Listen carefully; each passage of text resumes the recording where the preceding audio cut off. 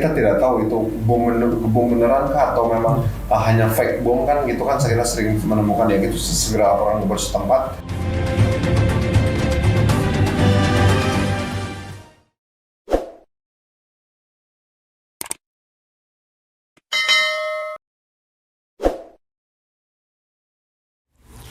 Selamat pagi, selamat siang, selamat malam kepada para pemirsa Komponas Channel. Kita bertemu lagi dalam edisi Komponas Channel hari ini. Komponas Channel hari ini kedatangan tamu perwira muda Ibtu Pinilih Waluyo Jati, Sarjana Terapan Keamanan, Magister Sains. Nah, kita akan bincang-bincang mengenai kegiatannya sebagai perwira muda yang banyak terlibat dalam kegiatan-kegiatan penanganan bom bunuh diri. Selamat siang, Mas Pinilih ya panggilannya ya? Iya Pak, selamat siang ya. Pak Wahyu. Pakai baju PTK apa masih posisi mahasiswa? Saat ini alhamdulillah kami sedang melaksanakan pendidikan PTK Angkatan 79 Pak. Sedang PTK ya. Tapi ini dari dalam catatan saya, Anda punya gelar master, ini lulusan mana ini? Kebetulan setelah lulus dari Akademi Kepolisian, saya mendapat kesempatan untuk melanjutkan studi saya Serata 2 di Kajian Ilmu Kepolisian di Universitas Indonesia, Bapak. Oh, tentang kajian ilmu kepolisian ya. Oh, apa tesis yang ditulis itu? Di Prodi Manajemen. Oh, untuk tesis kemarin saya menggambarkan tentang pergerakan pola perubahan pergerakan terorisme pada masa COVID-19 ini dan memberikan beberapa sedikit masukan begitu Pak. Jadi pada saat COVID, terorisme juga gerak terus ya? Ya betul Pak. Jadi memang terjadi perbedaan pola pergerakan yang sebelumnya memang aktif dalam menyebarkan paham radikalisme secara langsung ataupun dalam pesantren-pesantren, sama halnya pada kita dunia pendidikan. Pada masa pandemi COVID ini mereka melakukan dengan daring Pak. Jadi mereka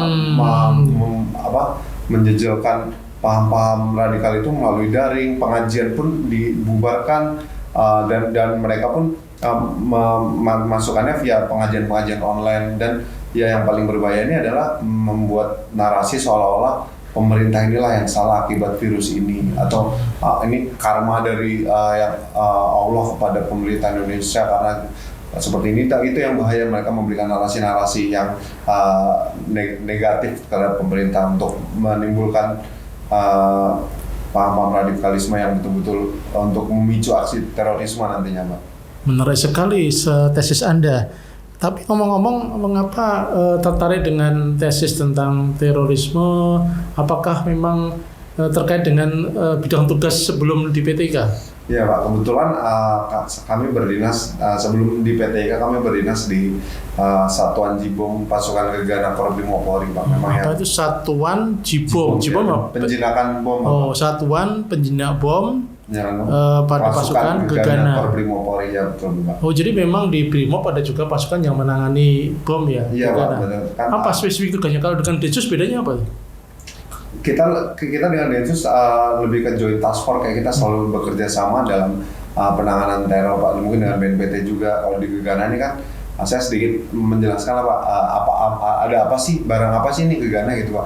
Jadi Gegana ini awalnya terbentuk karena ya kita tahu dinamika kejahatan yang berintensitas tinggi ini. Fungsinya ya memang tidak keluar jalur dari Brimob yang memang menangani kejahatan berintensitas tinggi. Tapi kalau Gegana ini lebih spesifik, jadi ada beberapa kejahatan seperti kejahatan dengan senjata api, kejahatan dengan bom, kejahatan dengan bahkan bahan-bahan kimia, biologi dan radioaktif itu Pak.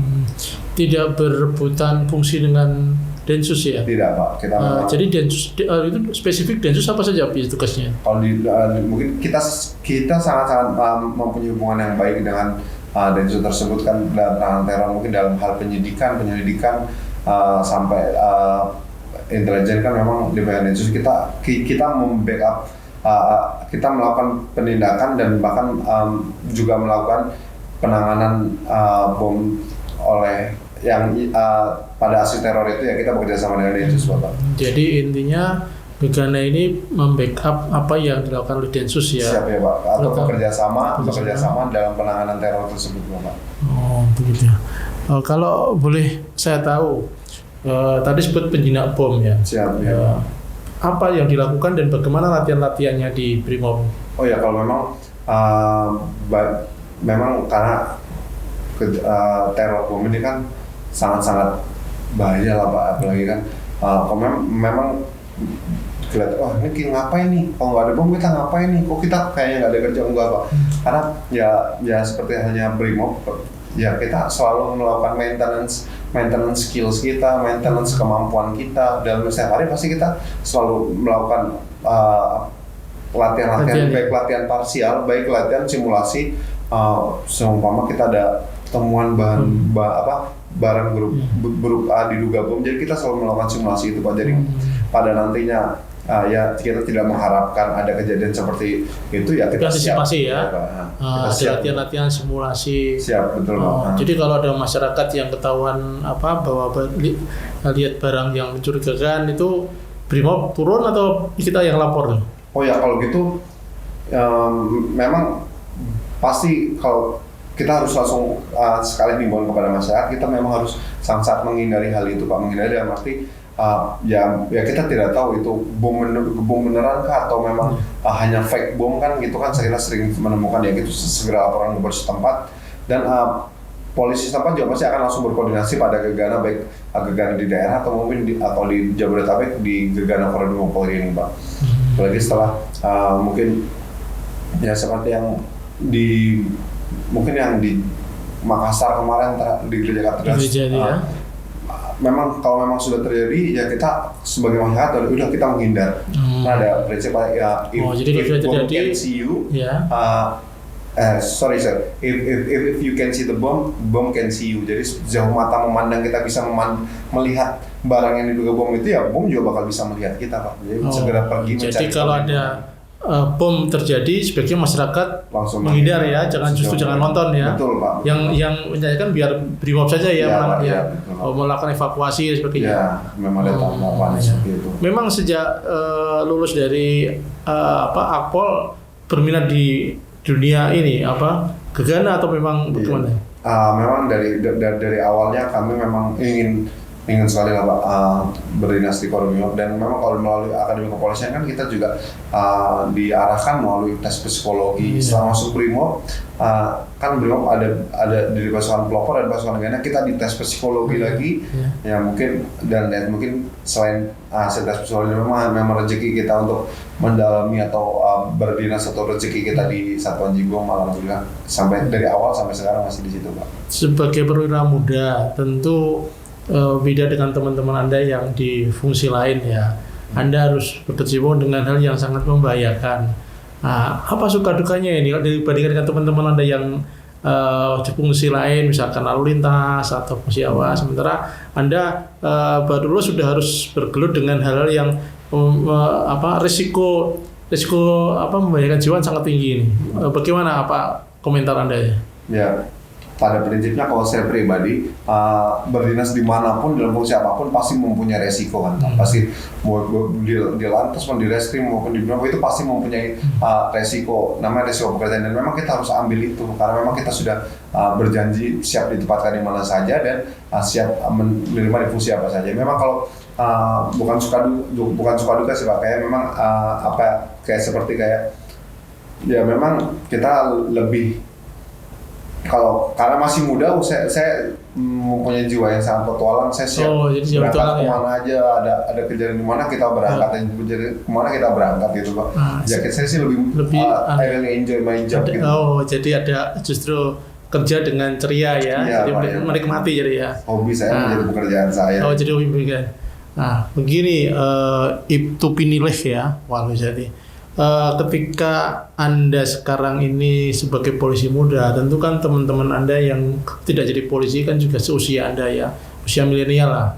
Nah, mereka kan juga harus tahu tentang bom, harus tahu menghindar. Apa yang kira-kira harus Anda sampaikan ke teman-teman yang seusia Anda ini? Kan banyak yang sekarang justru mendalami yang tadi menurut Anda ikut hal-hal yang seharusnya tidak harus dilakukan awal.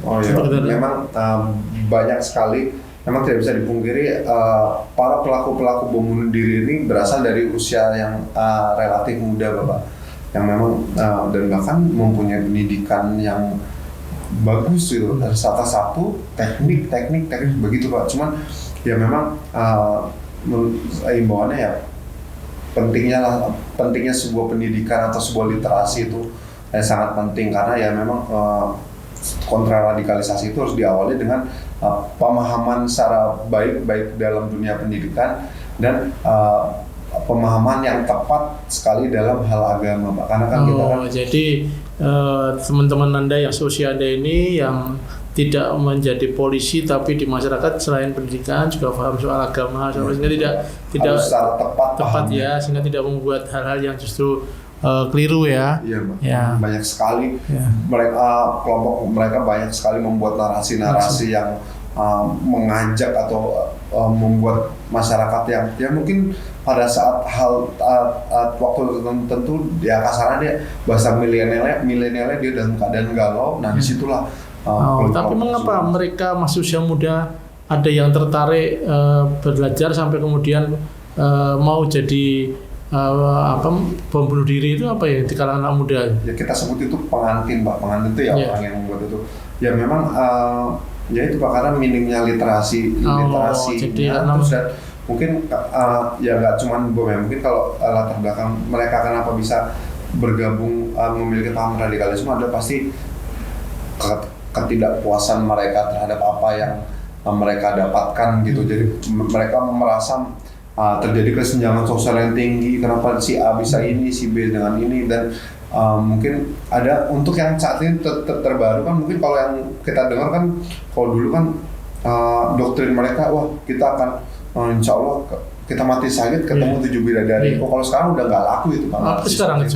Kalau ini mungkin narasi-narasi yang sekarang lagi ngetren lah di kelompok mereka itu kayak mereka masuk kayak jika kamu berhasil melakukan ini, berarti kamu mati syahid, kamu akan mendapat kesempatan di surganya Tuhan, nanti kamu akan membahagiakan seluruh keluarga kamu lagi. Kamu akan berkumpul dengan keluarga kamu, nanti bapak ibumu, adik-adikmu di surga ini nanti. Jadi ada tren yang berubah ya, ketika melakukan fata morgana kehidupan itu berubah ya. Betul, Pak. Narasi akan bertemu 7 bidadari udah mulai enggak lah. Kalau sebenarnya saran Anda agar teman-teman yang seusia Anda harus bagaimana nih selain itu? Ya siap.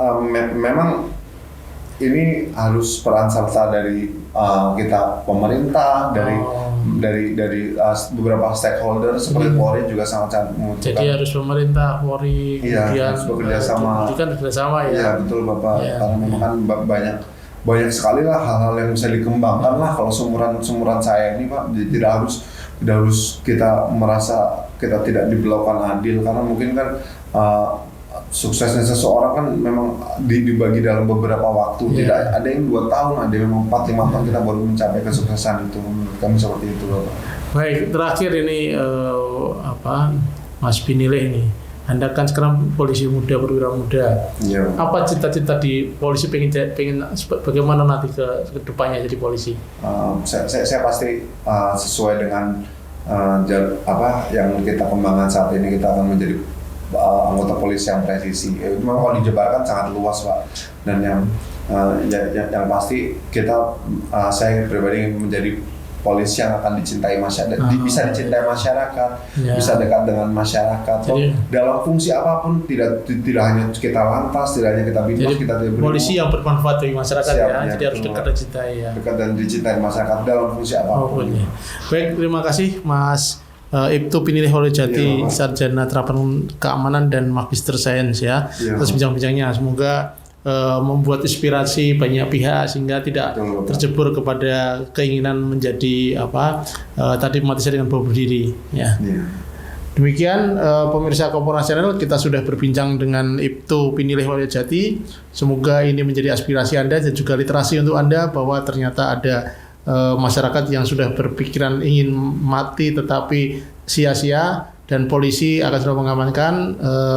Ibtu Pinilih Waljati sebagai anggota Satuan Jibom Pasukan Gegana telah memberikan literasinya. Semoga bermanfaat bagi kita semua untuk Indonesia yang damai. Salam Komponas.